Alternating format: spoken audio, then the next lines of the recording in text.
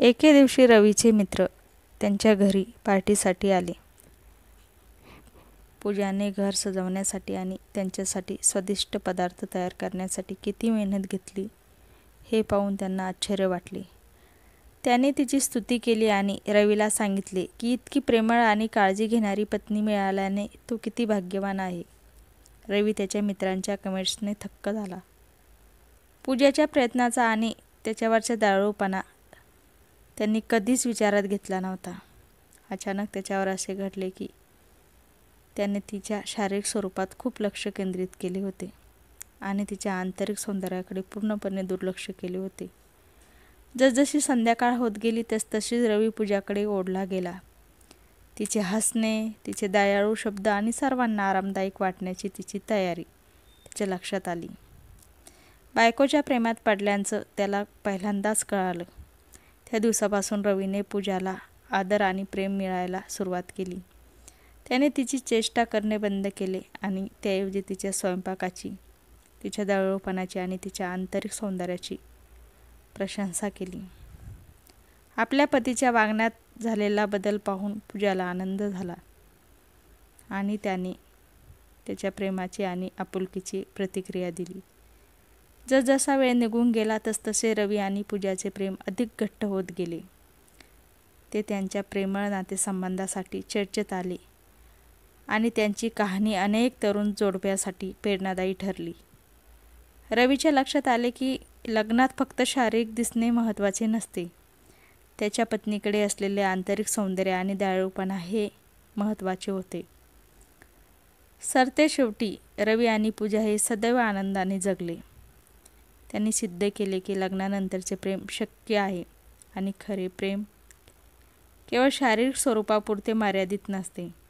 त्यांचे प्रेम वाढत असताना रवीने त्याच्या जीवनशैलीत काही बदल करण्याचे ठरवले.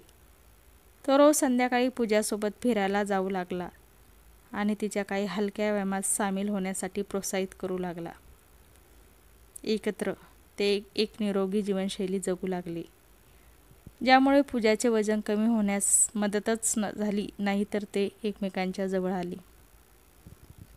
रवीलाही पूजाच्या इतर गुणांची प्रशंसा होऊ लागली, जसे की तिची बुद्धिमत्ता आणि तिची विनोदबुद्धी.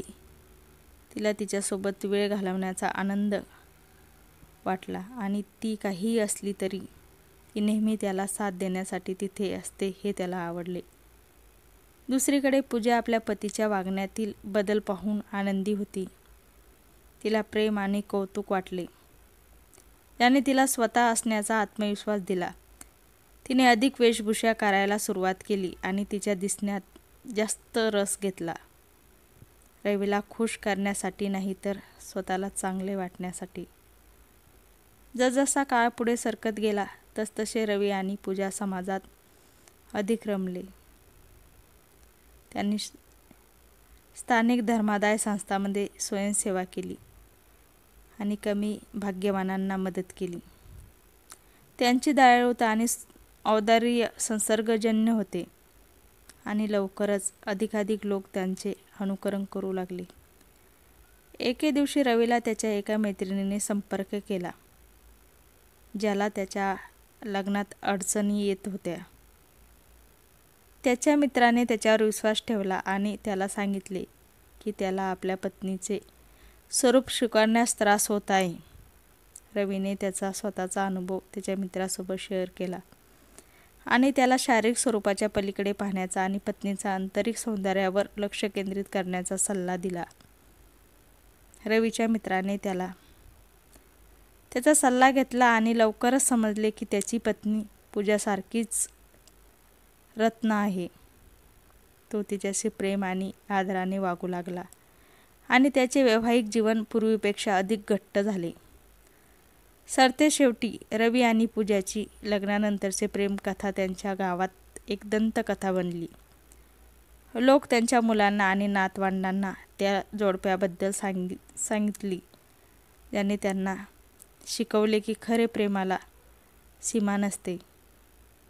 ते आनंदाने जगले आणि त्यांचे प्रेम पुढील पिढ्यांसाठी लोकांना प्रेरणा देत राहिले.